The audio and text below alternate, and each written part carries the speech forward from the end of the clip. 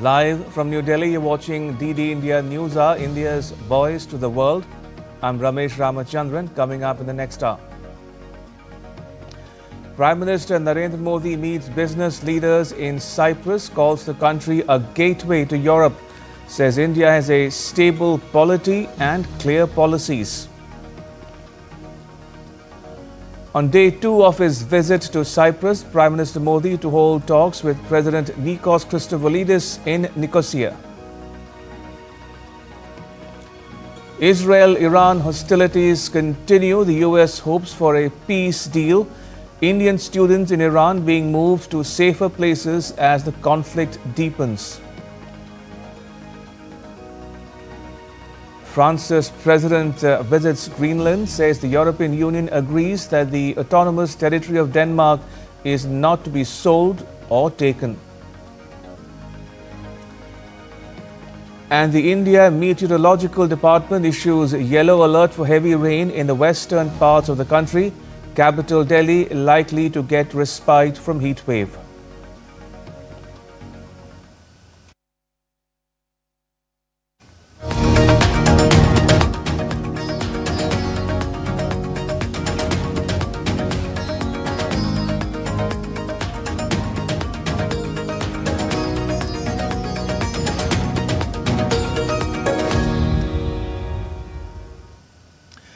Prime Minister Narendra Modi is in Cyprus on the first leg of a three-nation visit to Europe and North America.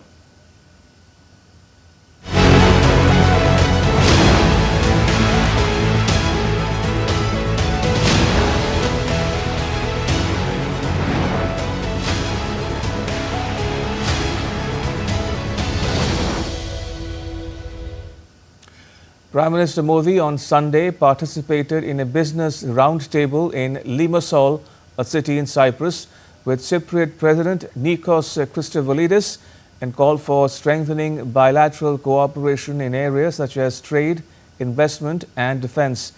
The Prime Minister, who arrived in Cyprus on Sunday, addressed business leaders from India and Cyprus at the meeting. While addressing the business meeting, the Prime Minister highlighted India's stable political environment, transformative digital revolution over the past decade, and opportunities for Cyprus to collaborate through initiatives such as the Unified Payments Interface. हमने ease of doing business के साथ साथ trust of doing business उस पर भी उतना ही बल दिया है। आज भारत में स्पष्ट नीति है, उसके साथ साथ स्टेबल पॉलिटी भी है। 6 दशकों के बाद ऐसा हुआ है कि एक ही सरकार लगातार तीसरी बार चुन करके आई है। भारत की डेमोग्राफिक डिविडेंड और टैलेंट से आप भली भांति परिचित हो और आपकी बातचीत में भी इसका जिक्र हुआ है। पिछले 10 वर्षों में डिजिटल रिवॉल्यूशन आया है, फाइनेंशियल इंक्लूजन एक मिसाल बना है, यूनिफाइड पेमेंट्स इंटरफेस यानी यूपीआई के माध्यम से आज विश्व का 50% डिजिटल ट्रांजैक्शन भारत में होता है। फ्रांस जैसे कई देश इससे जुड़े हैं। साइप्रस को भी इससे जुड़ने के लिए बात चल रही है और मैं इसका स्वागत करता हूं। भारत में फ्यूचरिस्टिक इंफ्रास्ट्रक्चर के विकास में हम $100 बिलियन से अधिक का सालाना निवेश कर रहे हैं। The Prime Minister also said that India believes in balancing economy and ecology and that it's committed to a clean, green future. He welcomed the Cyprus Stock Exchange, National Stock Exchange of India agreement to invest in Gujarat's gift city.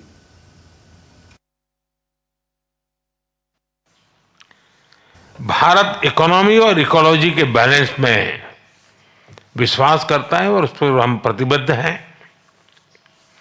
एक clean और green future का रास्ता बना रहा है। 2030 तक हम 500 gigawatt renewable energy के टारगेट को और बहुत तेजी से आगे बढ़ रहे हैं। ग्रीन शिपिंग के विकास और 2030 तक रेलवे को 100% कार्बन न्यूट्रल बनाने को और तेजी से काम कर रहे हैं। AI mission, quantum mission, semiconductor mission, critical mineral mission, nuclear power mission हमारी ग्रोथ इंजन के नए इंजन बन रहे हैं। मुझे जानकर खुशी है कि साइप्रस की स्टॉक एक्सचेंज और एनएसई ने मेरे होम स्टेट गुजरात में गिफ्ट सिटी में सहयोग पर सहमति बनाई है। The CEO of India's National Stock Exchange, Ashish Chauhan, while speaking about the business meet with PM Modi, mentioned that out of many MOUs signed between the two countries, the most important MOU signed is the one between Cyprus Stock Exchange and the NSE, which not only highlights relations between India and Cyprus on the political level, but also on the business level. One of the more significant MOUs is the collaboration between the GIFT City NSE International Exchange, which is an international finance service center, and the Cyprus, which itself has emerged as a financial service center, to do dual listing, get European companies to list on both exchanges, do research, and also do joint development on many products. So it's a great occasion that Honorable Prime Minister himself has decided to visit Cyprus and increase on a broad brush basis the relationship between two countries, not only on political level but also on business levels. And following the business roundtable with Prime Minister Narendra Modi, business leaders praised the strengthening of India-Cyprus relations.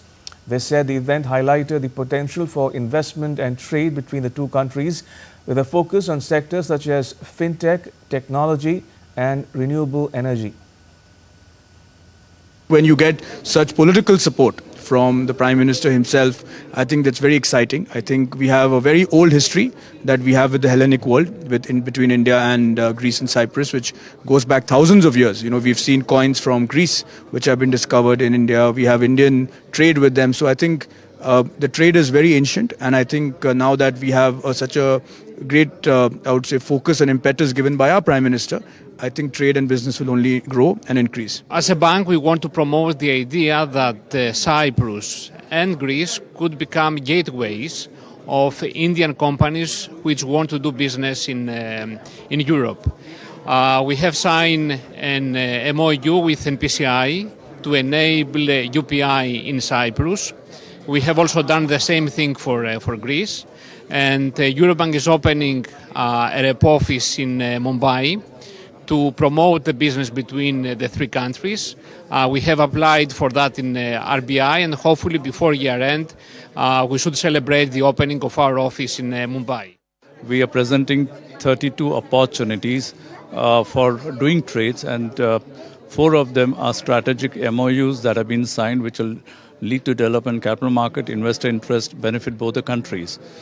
The 32 deals that we are talking about is across pharma. We're talking about diamond industry, real estate, industries, financial markets. So it's very interesting phase that we are getting into. Mr. Modi's visit to Cyprus is a great honor, and it's very important for us as we position Cyprus as a hub between the EU, Middle East and the East. We're at the eastern frontier of the European Union, and Cyprus is the base for many Western companies investing into India, but also is the gateway for many companies from the Middle East and from the East who want to access the European market.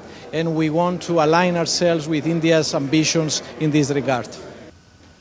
Prime Minister Modi shared on social media platform X, and I quote him here, "Boosting business linkages, President Nikos Christovoulidis and I interacted with leading CEOs in order to add vigor to commercial linkages between India and Cyprus.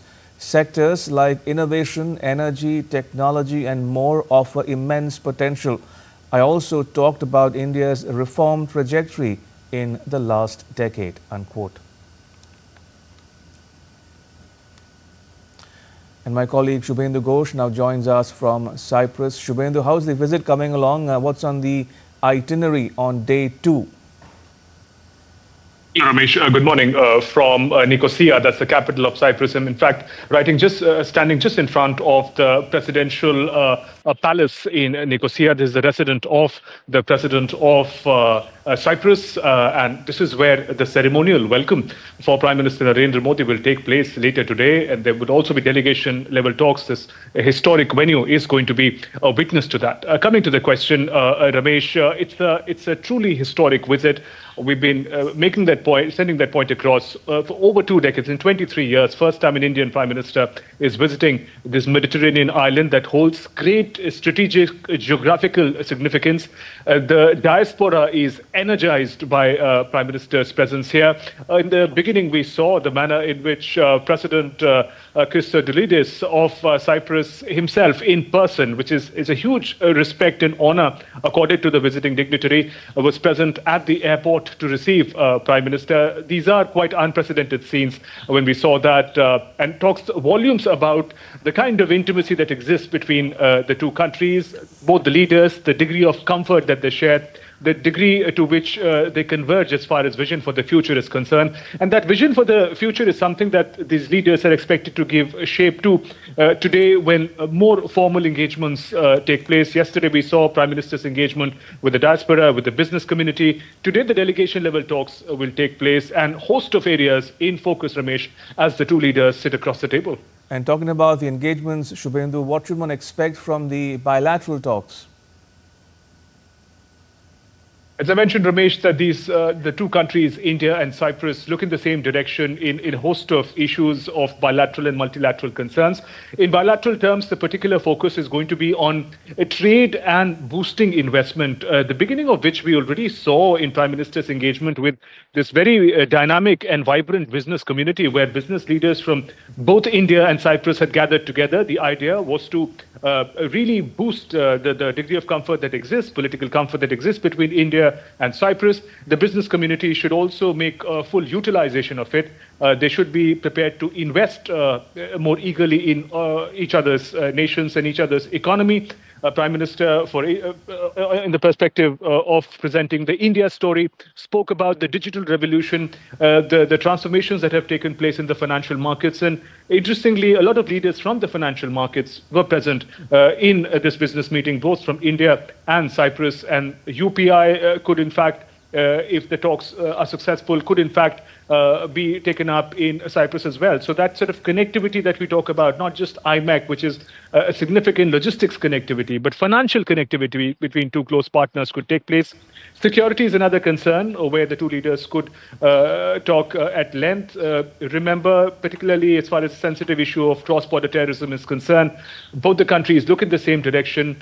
They have similar viewpoints. Cyprus had, in fact, during the time of Pahalgam terror attack and Operation Sindoor, that stood by India in a very strong manner. So very strong statements could, in fact, come of solidarity from the two leaders. Also other areas of renewable energy, clean energy partnership, where India has made important advances. And Cyprus could, in fact, also gain significantly as far as the startup and innovation ecosystem that India has. And for India, Cyprus represents an important gateway, as it were, to the Mediterranean and Europe, even as the FTA, free trade agreement with European Union continues. Cyprus, friendly relations, close ties, Cyprus taking over the presidency of the Council of European Union next year. All of this augurs very well for a very close economic, political, and ideological partnership with India. All right, we'll leave it there. Shubhendu, thank you. Shubhendu Ghosh reporting there from Nicosia in Cyprus. And still to come on DD India News Hour. Officials recover the cockpit voice recorder from the ill-fated Air India plane AI-171. 4 dead and 51 injured in Pune bridge collapse. And Home Minister Amit Shah reviews preparations for the 16th census.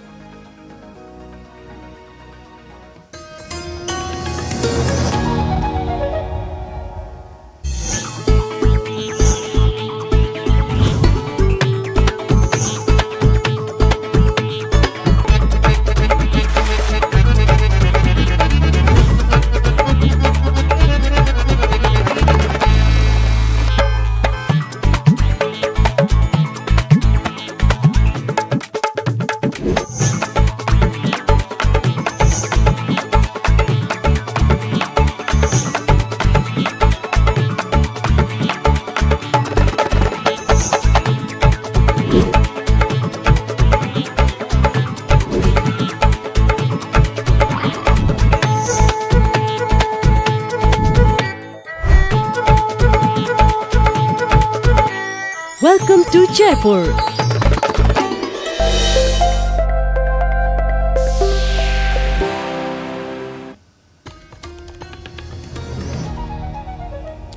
Welcome back. You're watching DD India News Hour. I'm Ramesh Ramachandran. World leaders began arriving Sunday in Canada for the G7 summit for a three-day gathering in the mountain town of Kananaskis. Canada's Prime Minister Mark Carney had designed an agenda aimed at minimizing disagreements within the Group of Seven club, which comprises Britain, Canada, France, Germany, Italy, Japan and the United States. Carney says his priorities are strengthening peace and security, building critical mineral supply chains and creating jobs. But issues such as US tariffs and the conflicts in the West Asia and Ukraine are expected to figure heavily during the summit. Trump has praised Israel's strikes, noting it used US weapons. European powers have been cautious and refrained from criticizing Israel. Trump is visiting Canada despite his mockery of the US's northern neighbor, which he has said would be better off as the 51st state. The ongoing Ukraine-Russia war will also be up for discussion at the G7. Leaders who are not part of the G7 but have been invited to the summit by Carney include the heads of state of India, Ukraine, Brazil, South Africa, South Korea, Australia, Mexico and the UAE. Ukraine's President Volodymyr Zelensky is also taking part in it. As the host of the summit, Canada's Prime Minister Mark Carney has decided to abandon the annual practice of issuing a joint statement or communique at the end of the summit. India's External Affairs Minister S. Jaishankar said New Delhi is eager to represent the global south on the world stage, acting as a bridge between different countries. We've been an outreach country in the G7 for many years, and I think it brings benefits to the G7. So in this case, you could see clearly there was a keenness to have us there. India, to my mind, has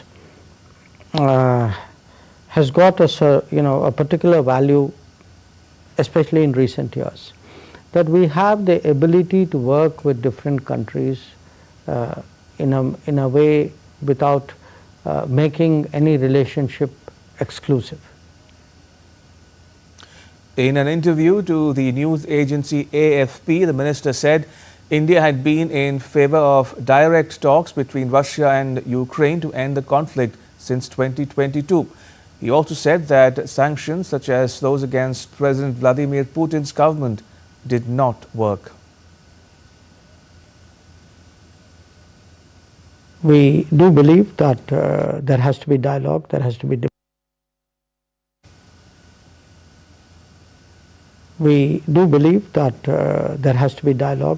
diplomacy. And if there is diplomacy, the parties concerned need to talk to each other directly, because that was not always the case before. We don't think a solution will come from the battlefield. We think eventually people have to sit on the table and negotiate this. So we very much support the idea of negotiations and direct negotiations. The Gazette notification for the census is being issued today. Home Minister Amit Shah reviewed preparations with the Union Home Secretary and senior officials in New Delhi on Sunday. The census is the 16th census since the beginning and the 8th after independence. It will be conducted in two phases. In phase 1, house listing operation, the housing conditions, assets and amenities of each household will be collected. Subsequently, in the second phase, population enumeration, the demographic, socio-economic, cultural and other details of every person in each household will be collected. For the first time, the census includes caste enumeration as well. 34 lakh enumerators and supervisors along with 1.3 lakh census functionaries will carry out the operation using cutting-edge mobile digital devices. The ensuing census will be conducted through digital means using mobile applications. Provision of self-enumeration would also be made available to people. Very stringent data security measures would be kept in place to ensure data security in the time of collection, transmission and storage. And now to updates on the Ahmedabad plane crash. A total of 80 victims of the tragic plane crash have been identified so far through DNA matching, including former Gujarat Chief Minister Vijay Rupani.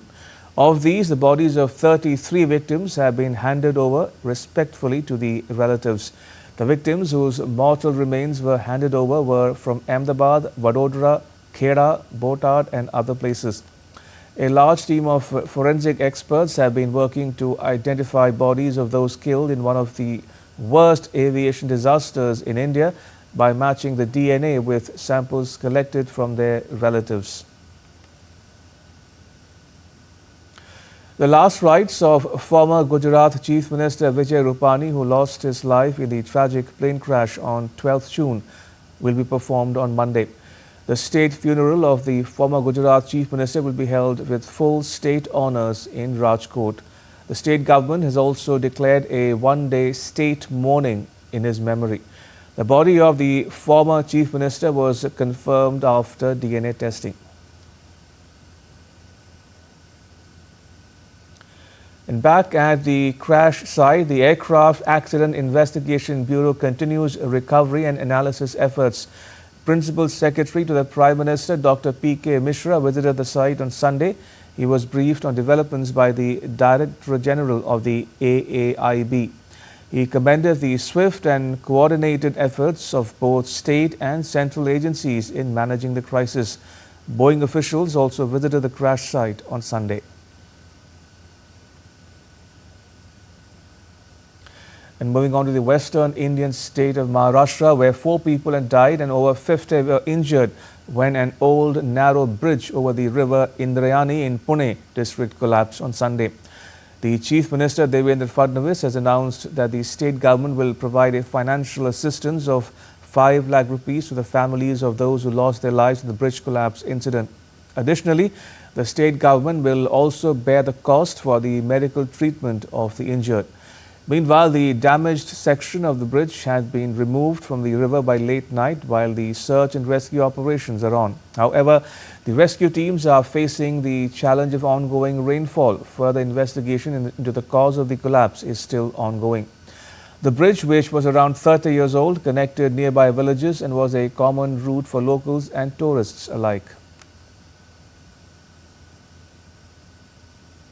And following a helicopter crash in Uttarakhand's Rudraprayag district that claimed 7 lives, a case has been registered against 2 officials of Aryan Aviation, the company that operated the helicopter. A case has been filed against the accused under Section 105 of the Bharatiya Nyaya Sanhita and Section 10 of the Aircraft Act. According to Ministry of Civil Aviation, the preliminary indications suggest that the probable cause of the crash may be controlled flight into terrain, with the helicopter reportedly airborne despite poor visibility and extensive clouding at the valley entry area. The exact cause will be determined through a detailed investigation by the Aircraft Accident Investigation Bureau. Meanwhile, Uttarakhand Chief Minister Pushkar Dhami has briefed the Prime Minister, the Home Minister and Civil Aviation Minister on the tragic helicopter crash in Rudraprayag. During the conversation, the Prime Minister expressed deep condolences for those who lost their lives in this tragic incident. The Chief Minister, in a social media post, said that the central leadership has assured all possible assistance to the state government. A Royal Navy F-35B fighter made an emergency landing at Thiruvananthapuram Airport on the night of 14th June. The jet was flying from HMS Prince of Wales near Indian airspace and had Thiruvananthapuram marked as its emergency airfield. After declaring the emergency, it was tracked by the IAF and cleared to land. The IAF is now helping with repairs and the aircraft's return. The multinational peacekeeping exercise Khan Quest 2025 underway in Ulaanbaatar, Mongolia. Hosted by the Mongolian Armed Forces in partnership with the U.S. Indo-Pacific Command, the exercise brings together military contingents from 24 countries to enhance interoperability and refine peacekeeping skills under the United Nations mandate. Han Quest aims to promote military-to-military cooperation, mutual learning, and multinational coordination in peacekeeping operations. The exercise includes a range of training activities focused on UN peacekeeping operations in conflict-prone zones and civil-military coordination in humanitarian operations. India's participation highlights its rich experience in UN peacekeeping operations and reflects its growing strategic partnership with Mongolia. India has dispatched its final batch of machinery for passion fruit processing to Suriname under the SEEDS initiative, which stands for Supply of Equipment for Efficient Development of SMEs. The move aims to uplift Suriname's small businesses and farmers by boosting production and income. India's External Affairs Ministry shared the update, highlighting that the project will deepen India-Suriname ties. With this support, Suriname's agricultural sector is set for growth, fostering economic progress and stronger international collaboration. In weather updates, the India Meteorological Department issued weather alerts for the western parts of the country, warning of heavier downpours issued. The Weather Department sounded a yellow alert for Mumbai, forecasting heavy showers at isolated places, and an orange alert for neighboring districts, which are expected to receive heavy to very heavy rainfall. A yellow warning of thunderstorm, lightning and gusty winds with speeds of up to 40 to 60 kilometers per hour has been issued at isolated places in Himachal Pradesh's Chamba, Kangra, Kullu, Mandi, Shimla, Solan and Sirmaur districts till Wednesday. The southwest monsoon is likely to arrive in Jharkhand between June 17 and 19, with forecasts for widespread rainfall during the period. A yellow alert for heavy rainfall has been issued for Monday in some pockets of southwest and central parts of the state. Delhi is likely to experience some respite from heat wave as no heat wave conditions have been forecast. Temperatures are expected to range between 35 and 41 degrees Celsius during the day. The skies will remain partly cloudy to generally cloudy throughout the week. Light to moderate rain, thunderstorms and lightning are likely on most days. Still to come on DD India News Hour. A suspect has been detained in the killing of a legislator in the US state of Minnesota. And people in Portugal's capital Lisbon protest against over-tourism.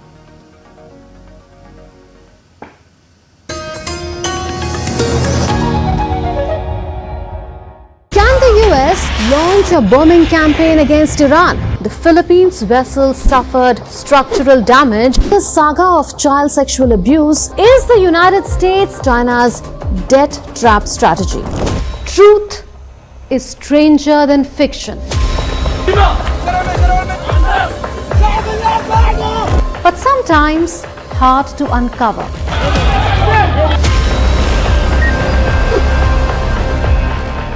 Trust us to tell the truth, unadulterated and pure, of every story that matters to you.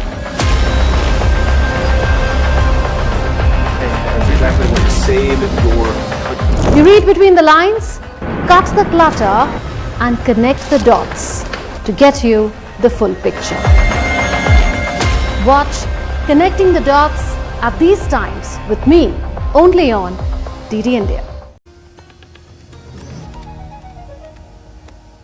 You're watching DD India News Hour. I'm Ramesh Ramachandran. A quick recap of the headlines. Prime Minister Narendra Modi meets business leaders in Cyprus, calls the country a gateway to Europe, says India has a stable polity and clear policies.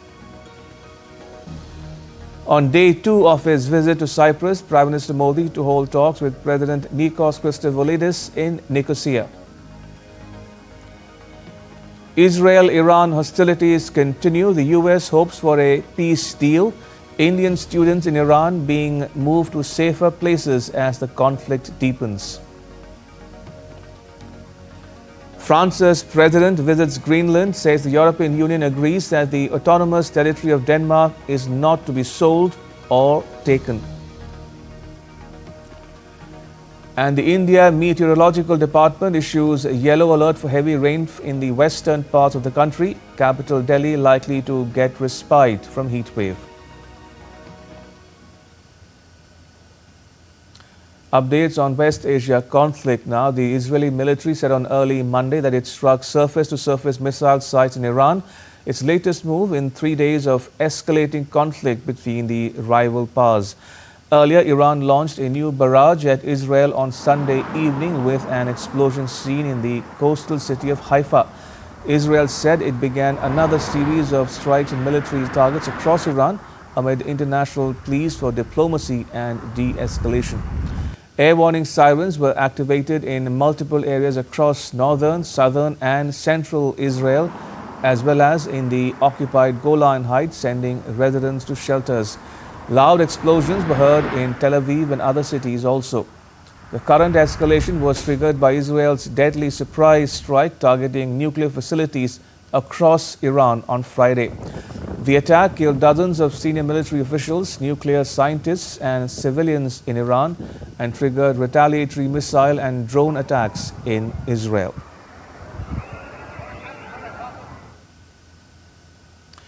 Iran's President Masoud Pezeshkian has promised a strong response to Israel's strikes, calling them a foolish act that will not go unanswered. During a cabinet meeting in Tehran, Pezeshkian warned that Iran will take even tougher action against Israel if attacks escalate. He spoke after both sides launched fresh attacks on each other overnight into Sunday. Pezeshkian said Iran's responses will grow more decisive and severe if Israel's hostile actions continue. Iranian strikes overnight hit residential buildings in Israel, killing at least 10 people. Meanwhile, speaking to U.S. news channel Fox News on Sunday, Prime Minister Benjamin Netanyahu of Israel strongly suggested that Israel has killed Iran's intelligence chief Mohammad Kazemi in an aerial attack. I can inform you, Brett, that moments ago, we also got the chief intelligence officer and his deputy in Tehran, because we're now over the skies of Tehran. Our pilots, our brave pilots, are over the skies of Tehran, and we're targeting military sites, nuclear sites. Well, we've certainly done quite a bit. We've destroyed the main facility in Natanz. That's the main enrichment facility. Meanwhile, Iran's official news agency IRNA also confirmed the deaths, quoting a statement from the Revolutionary Guards that said 3 intelligence generals, Mohammad Kazemi, Hassan Mohaqiq and Mohsen Bagheri, had been killed. The Israel Defense Forces also reported that the strikes hit a production site for components of aerial defense systems belonging to the Islamic Revolutionary Guard Corps. According to the IDF, the strikes destroyed infrastructure belonging to the Quds Force, the Islamic Revolutionary Guard Corps and the Iranian military in Tehran. And US President Donald Trump said on Sunday that he hopes Israel and Iran can broker a deal, but said sometimes countries have to fight it out first. Talking to reporters as he left for the G7 summit in Canada, Trump said the US will continue to support the defense of Israel, but declined to say if he asked the US ally to pause the strikes on Iran. Trump rejected a plan by Israel to kill Iran's supreme leader, Ayatollah Ali Khamenei. Well, I hope there's going to be a deal. I think it's time for a deal, and we'll see what happens. But sometimes they have to fight it out, but we're going to see what happens. I think there's a good chance there'll be a deal. During an interview with Fox News, Netanyahu did not directly confirm or deny a report that Trump had vetoed a plan to kill Ayatollah Ali Khamenei. The Indian government confirmed it's working diligently to move some of its Indian students to safer places within Iran. The Ministry of External Affairs said in a statement that the Indian embassy in Tehran is continuously monitoring the security situation and engaging Indian students in Iran to ensure their safety. Earlier advisories urged all Indian nationals and persons of Indian origin to remain vigilant. And my colleague Akshay Dongri joins us for more on this developing story. Akshay, what more can you tell us about the evacuation of Indians living in Iran?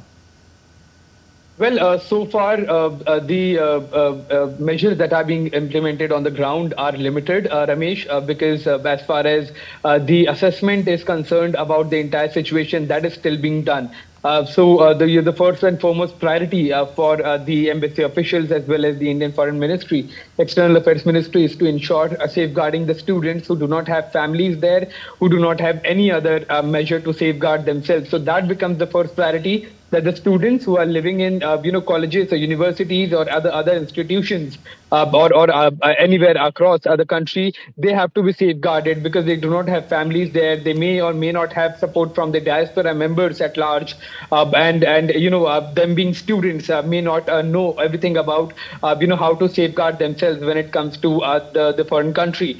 Efforts are on to ensure that the safety of students is ensured, and thereafter other measures are also being evaluated as far as how to ensure that hotlines are set up, emergency contacts are given, and embassy officials are in loop of safeguarding each and every Indian that is living in Iran, especially given the size of attacks that are being carried out by Israel on the Iranian cities. And not only at the military areas, there is always chances of these, these missiles and drones falling into civilian areas as well, that can cause a lot of damage to, as a fallout, damage to civilian areas that may or may not, be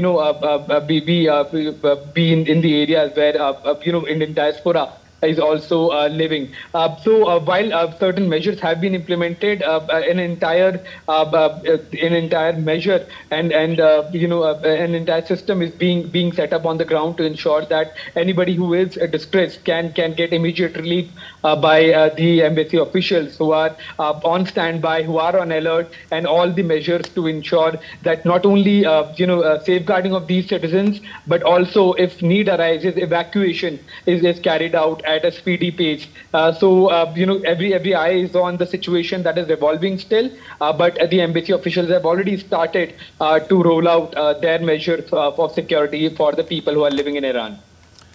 Akshay, since you cover the Indian Foreign Office beat, what has New Delhi been saying about the Iran-Israel conflict? Would New Delhi be worried about the developments? Well, absolutely, we are worried about the development. The External Affairs Ministry is keenly observing everything that is happening as far as this conflict between Israel and Iran is concerned. Both of the countries are allies of India. India has had good relations with both the countries, trade with both the countries, diaspora live in both the countries. So any kind of conflict between the two will obviously raise questions about not only the citizens of safety of the Indians that are living there, but safety of people in general as well.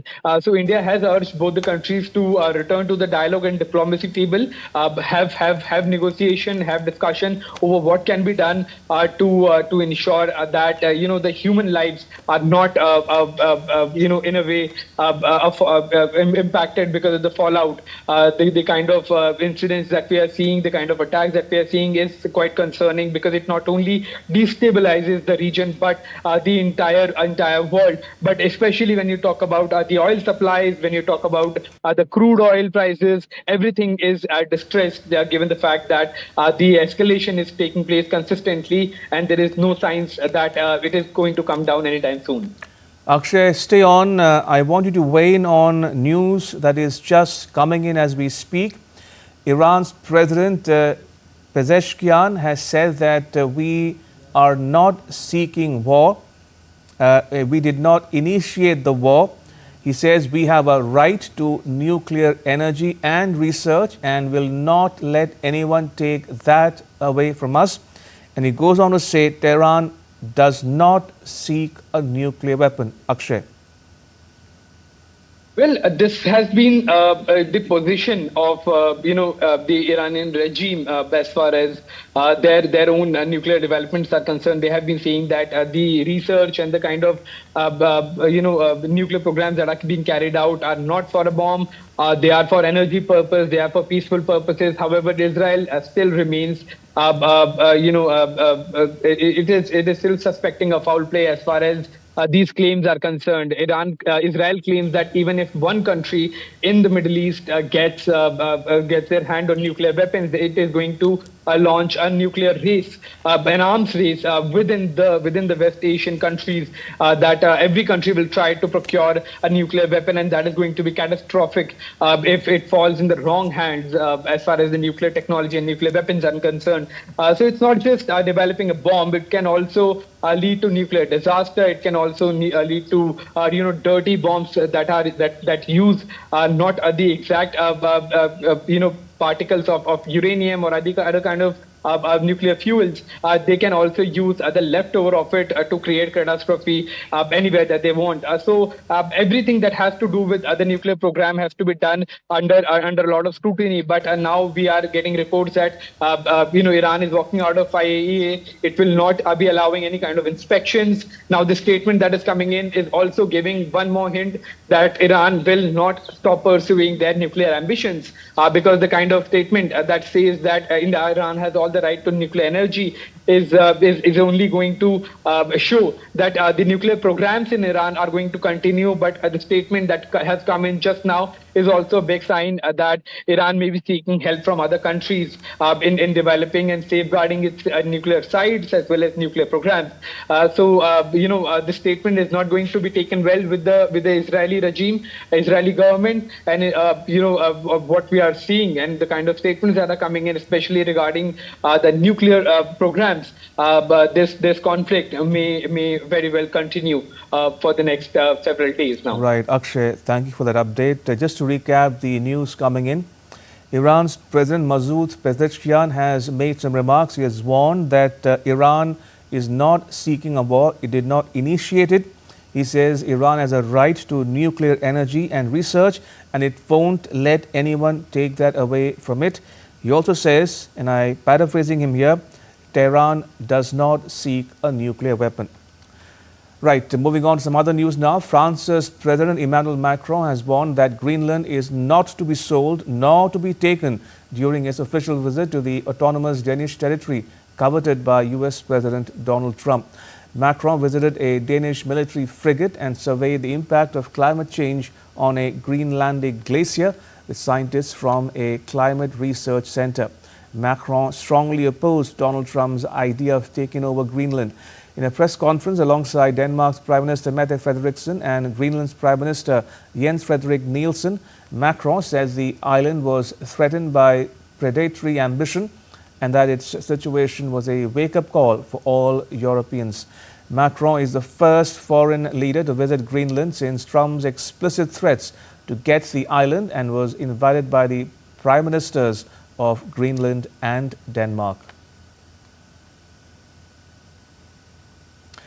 The latest update in Minnesota lawmaker shootings, police arrested a man on Sunday who allegedly shot dead a Democratic state lawmaker and her husband while posing as a police officer, according to the report. The man was arrested near his farm near Green Isle, Minnesota, but Minnesota Department of Public Safety did not immediately respond to a request for comment on the arrest, reports said. In a social media post, the sheriff's office in Minnesota's Ramsey County posted a video, a photo in fact, that showed the suspect gunman Vance Luther Bolter, 57 years old, in custody. A massive manhunt has been underway following the shooting deaths of Melissa Hotman, the top Democrat in the Minnesota House, and her husband Mark, which Governor Tim Walz characterized as a politically motivated assassination. Meanwhile, a memorial for a slain lawmaker is set up on the steps of the Minnesota state capitol as the massive manhunt for the gunman enters its second day. Former Democratic House Speaker Melissa Hotman and her husband Mark were killed in their Brooklyn Park home early Saturday in the northern Minneapolis suburbs. In other news, residents took to the streets of Lisbon to voice their concerns over the negative impacts of over-tourism on their daily lives. Protesters also marched through central Lisbon, passing by iconic landmarks and tourist shops to draw attention to the commercialization of public spaces. The demonstration was part of a broader movement coordinated by the Southern European Network Against Touristification, aiming to raise awareness about the adverse effects of unchecked tourism on local communities. Similar protests took place in other southern European cities on the same day, including Barcelona and Mallorca, as part of a coordinated effort to address the challenges posed by mass tourism. British authorities launched a nationwide police operation against grooming gangs suspected of sexually exploiting thousands of girls and young women over decades. The announcement came hours after Prime Minister Keir Starmer said a national inquiry was being started into the scandal, which has attracted the attention of billionaire Elon Musk. Starmer earlier on Sunday said that he had dropped his initial resistance to a national inquiry over a series of local probes and was now backing one to be led by a member of the upper house of the UK Parliament, Louise Casey. Home Secretary Yvette Cooper said the crackdown aims to bring long-awaited justice and prevent more children from being hurt by these vile criminals. The issue became a scandal as details emerged in official reports about the exploitation across England. The gangs operated in several English towns and cities, notably in Rotherham and Rochdale in the north, but also in Oxford and Bristol for almost 4 decades.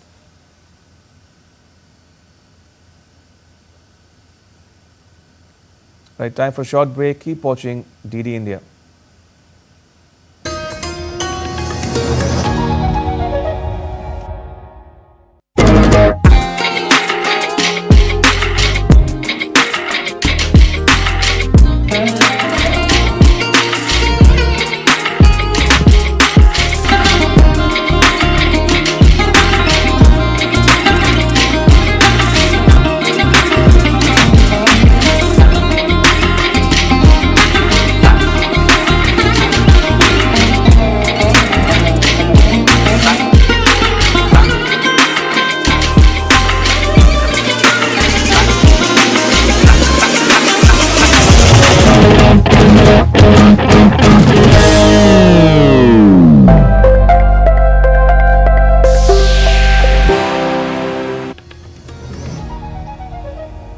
Welcome back. You're watching DD India News Hour. I'm Ramesh Ramachandran. In business news, Asian markets kept their nerve on Monday and oil prices climbed anew as the conflict between Israel and Iran showed no sign of cooling, adding geopolitical uncertainty to the world's economic troubles in a week packed with central bank meetings. The escalation came just as a group of 7 leaders were gathering in Canada with US President Donald Trump's tariffs already straining ties. Yet there was no sign of panic among investors, with currency markets calm and Wall Street stock futures steadying after an early dip. Oil did add 2% to last week's 13% surge in inflationary pulse that, if sustained, should make the Federal Reserve even less likely to cut interest rates when it meets on Wednesday. In currency markets, the dollar firmed 0.3% on the Japanese yen, while the euro dipped 0.1%. The spike in oil prices is a negative for the yen and euro at the margin, as both Japan and the EU are major importers of energy, while the US is a net exporter. You're watching DD India News Hour. Time now for all the news from the world of sport. Sweden's Armand Duplantis soared 6.28 meters to break the world pole vault record for the 12th time and set a new world best mark at the Diamond League event in Stockholm. The American-born double Olympic champion improved on his previous record by 1 centimeter on his first attempt, making the most of the perfect conditions to delight the home crowd. Just moments later, the 25-year-old once again made it look easy and soared to another world record as the stadium exploded in jubilation. Duplantis sprinted from the landing mat, tearing off his singlet to celebrate his first world record set on Swedish soil.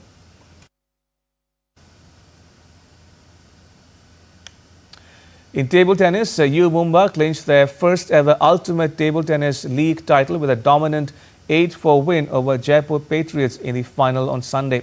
Wins for Lillian Bade and Bernadette Zox gave U Mumbai an early lead before Zox and Akash Pal swept the mixed doubles 3-0 to take them to the brink of victory in the 6th season of Ultimate Table Tennis. Meanwhile, teenager Abhinand PB sealed the title with a clutch game win in the 4th match. For their performances in the final, Akash and Shorts were named the Indian and Foreign Player of the Final respectively, while Jeet Chandra claimed the Shot of the Final. On to tennis. America's Taylor Fritz on Sunday claimed the 9th title of his career at the Stuttgart Open after he beat home favourite Alexander Zverev in the Summit Clash. Fritz's hopes of a top 4 Wimbledon seeding has now been significantly boosted. World number 7 and 2nd seed Fritz saw off the challenge of top seed Alexander Zverev, beating the world number 3 6-3, 7-6 to lift the title. It's the first title of 2025 for the American, who has struggled at times with an abdominal injury across the opening months of the season.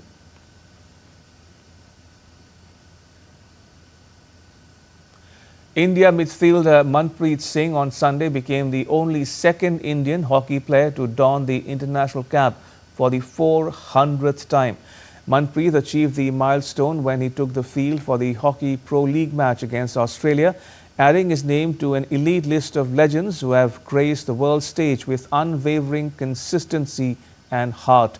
The 33-year-old midfielder from Punjab, a place synonymous with Indian hockey folklore, now stands as the second highest capped Indian men's player of all time, behind only former captain and current Hockey India president Dilip Tirkey, who has 412 caps.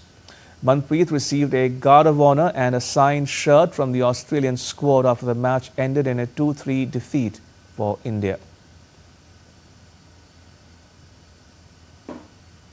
The 27th National Dev Senior Wrestling and Karate Championship wrapped up in North Indian city of Kanpur on Sunday.